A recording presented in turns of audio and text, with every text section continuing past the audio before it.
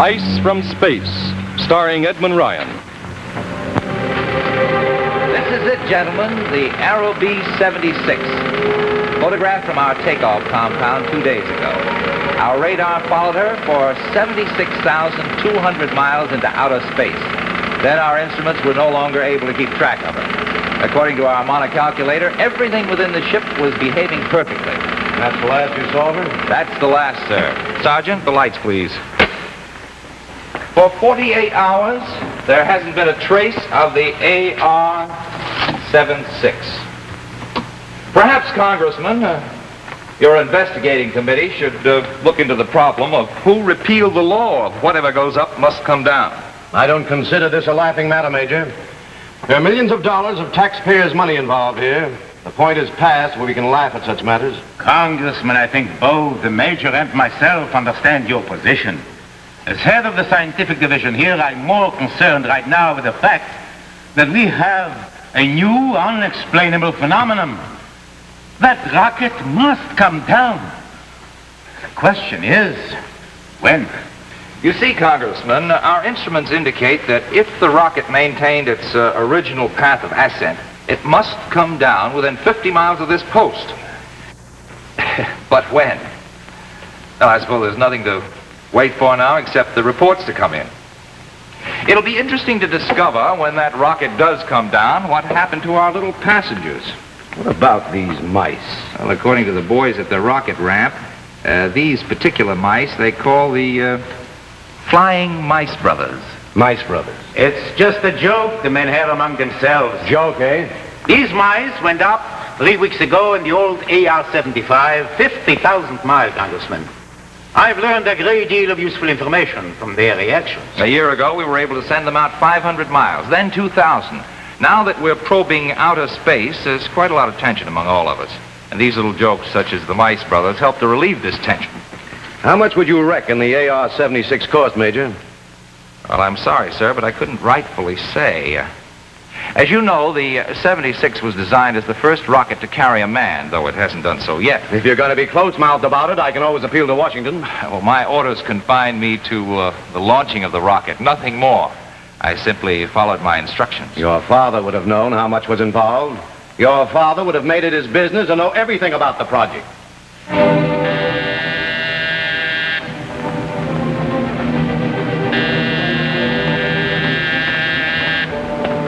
Yes? Major, they've tracked the AR-76. She's down. Where? On the Baker Ranch. They called in, said their kids have already located it in a mesquite. Kids? Sergeant, get Lieutenant Garcia to take a detail over there right away. Yes, sir. Get the Baker family on the phone. Tell them that AR is government property and to keep their kids away from it. Yes, Major. Have him take a recovery group out there and get a report back to me as fast as possible. Now get a move on. Well, that's it. The Baker Ranch is not more than 10 miles from here. Well, she finally came down. But why the delayed return? She should have come down within hours after the takeoff. What do you make of this, Dr. Meshkel? It's strange. Very strange. Are you making any guesses as to what we'll find inside? Not just now. I think we better wait and see it for ourselves. I hope it's not badly damaged. After all, these things cost lots of money. 1 o'clock. Any idea how long before we'll be able to see it? We'll wait for word from the recovery group, Congressman.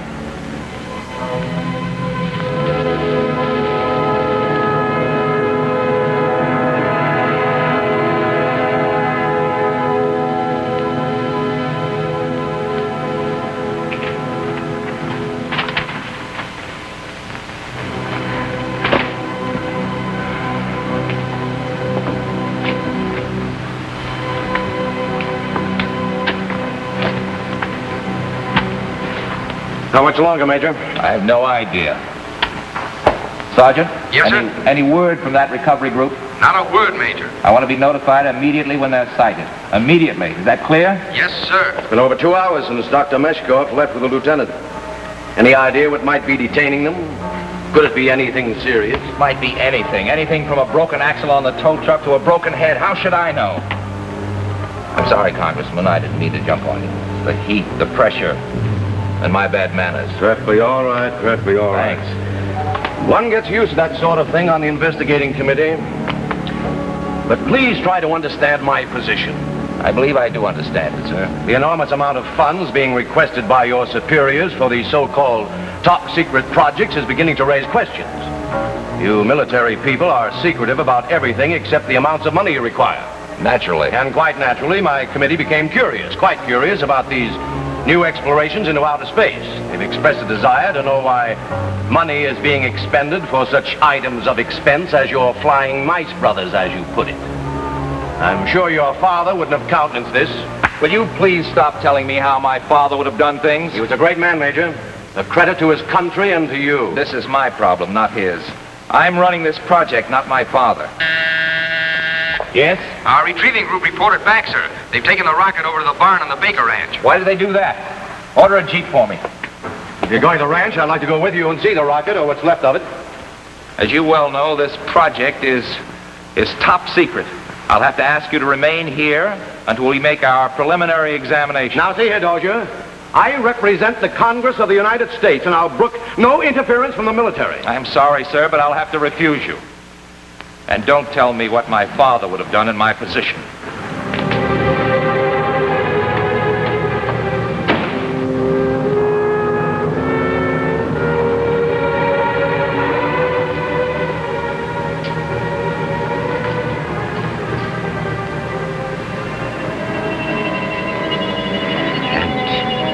According to the Baker kids, according to them, when they pried off the back plate of the rocket, they found this object inside. And the mice? Dead, sir. Frozen stiff. There was no evidence that the rocket had been tampered with during its ascent or descent. Doctor, what is the possibility that something or someone could have dismantled this projectile somewhere out in space and then put in this thing? Common sense would make me say that such a thing is an impossibility. Yet, here it is. It was not in the AR-76 when it went up. Now, here it is. Who is to say how such things happen? Then what next? I must have time. I must analyze this substance, test it, see what it's made of, discover its properties. Very well, Dr. Meshkoff. My facilities are at your command.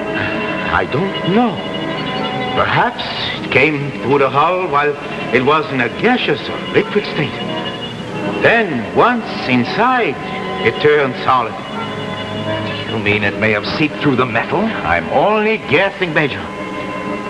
I've arranged to have Lieutenant Garcia move it here in order that it may be further investigated and analyzed, sort of in isolation. I have never seen anything like this, harder than steel or any new alloys, glowing like molten lava, yet freezing the very air about it with growing intensity. Notice how cold it is in here, Major. It must be 20 degrees colder than outside. Let's get back to the office.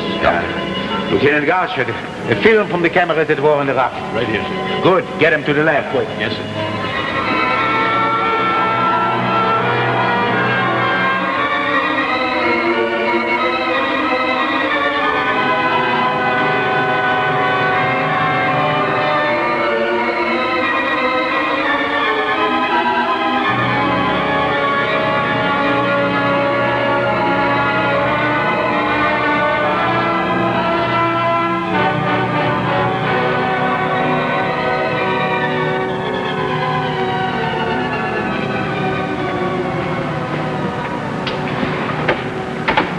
Well, what have you found out?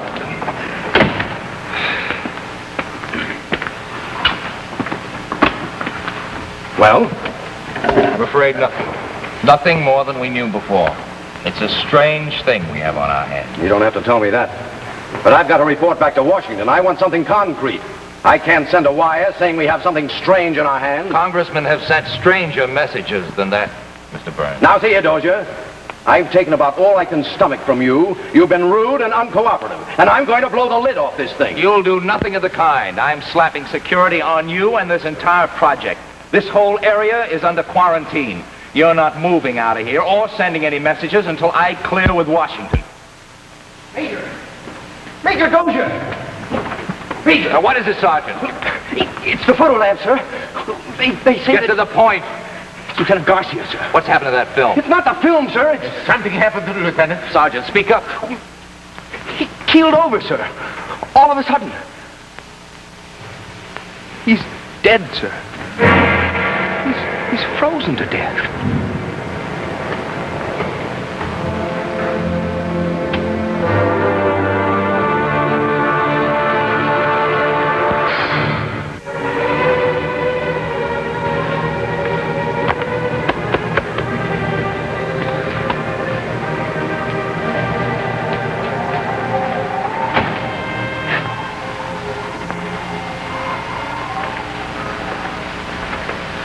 Hello, Congressman. Major, What can I do for you? you get me out of here for one thing.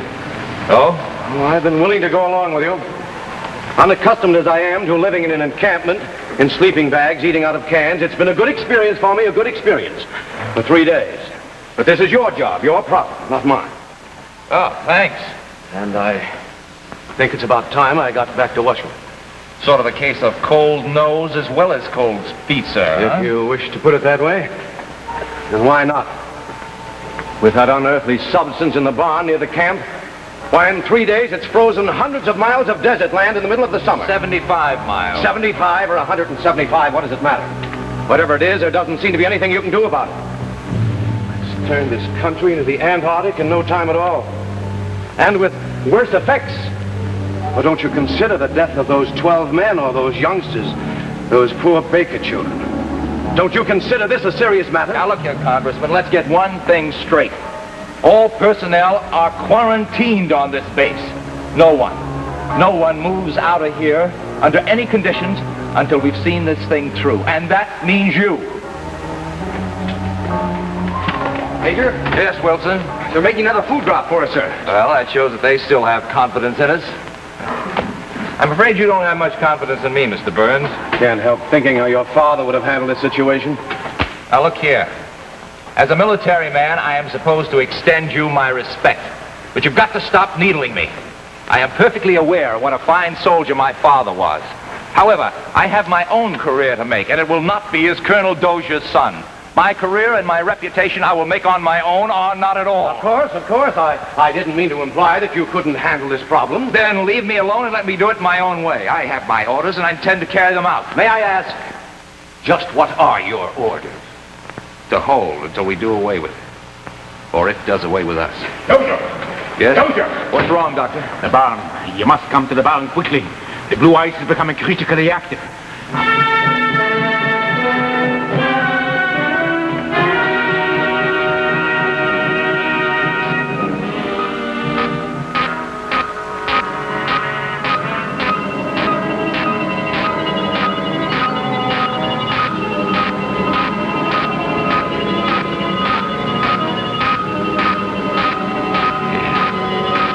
Does seem worse. Much worse.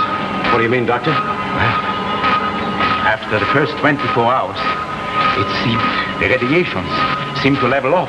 Like an invisible glacier, slowly moving, growing. But now, its radiations have doubled in intensity. Double, but how? Why? 6 hours. In less than 6 hours, it contaminated more of the surrounding area than it has in the last 3 days. It's unbelievable. Yes. Even with it stretching out before your very eyes, mile after mile of frozen desert, gleaming under a hot sun at sub-zero temperature. Can't go on like this. It mustn't. What will happen when it's sighted by some tourist or engulfs one of these desert towns? Fortunately, this mesa was selected originally because it was isolated. Now I've made this whole zone a heavily guarded area, 500 miles wide. But with its increased intensity, there isn't much time before the fringe will envelop a town here, a railroad junction there, and then the panic will begin. I know. There must be some way. There has to be a way. It's no use. No use. We have tried everything within our resources to destroy it, to change its substance. Heat, acids, firepower. Don't you have any idea what it is? A molecular structure completely unknown to us. Neither vegetable nor mineral. I believe this frozen thing may be alive. And possibly in communication with others on the periphery of outer space. Others like that one? Why not? What would they want here? The heat and the warmth of our world, which has been previously denied them by the protective gases that surround us, until we provided them with a conveyance, the AR-76, self-powered, designed to provide protection from the friction of descent. But who can know their real purpose? The only thing that matters now is the removal of this cosmic substance. Its destruction before it destroys us and contaminates the earth, mile by mile. Our farms, our cities.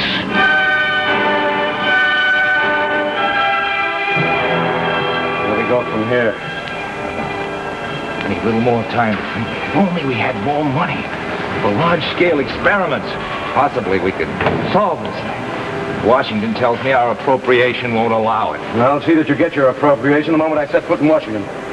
The government must do more to encourage scientific research. Thought of that months ago. I'm afraid it's a little late now, Congressman. There's got to be a way out. There's got to be.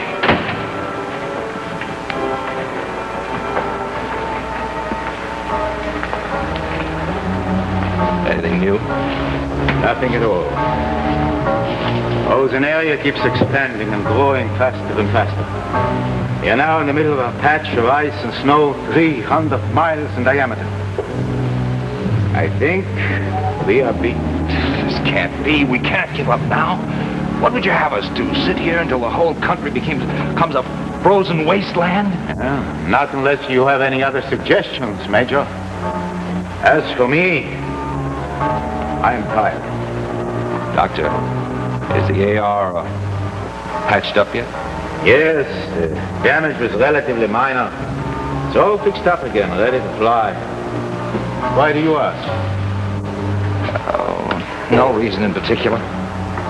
Surely you don't have in mind sending the 76 up again? I don't know. That would be madness. Doctor, we can't sit on our hands. Something must be done. What can we do? It might come down with still another piece of ice in it, and there, where would we be? He's right.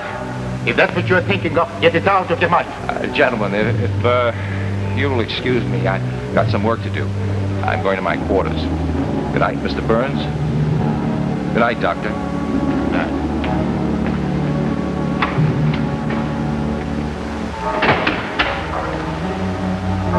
If I may be permitted, Congressman, you've been riding the Major awfully hard. Yes, I'm afraid I have. He has an enormous responsibility, not only to the men on this post, but with this new thing, perhaps to the rest of the country. Major is a very good man. He'll solve it somehow. I have the greatest confidence in him.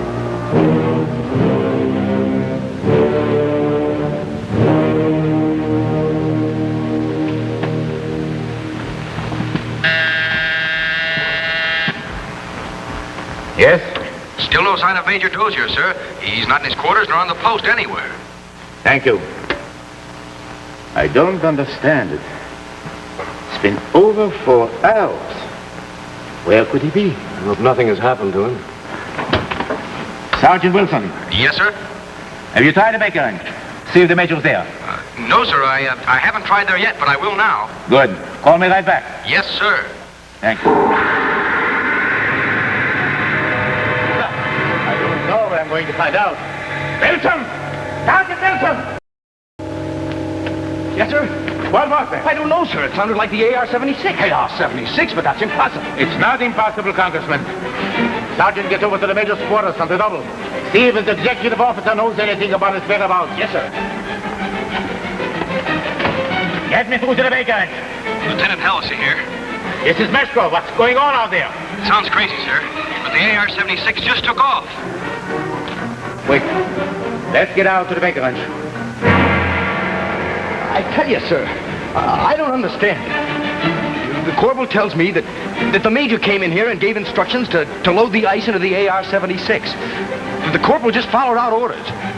Got 3 men and they loaded it in. Then the major gave orders to clear the field. Walked over to the 76 by himself. One of the men said he thought that he saw him climb in, and well, the next thing we knew, it took off. Tell me that fool took off in that rocket. It hasn't been fully tested. I'm afraid, Congressman, that fool did just that. We found this in his quarters, sir.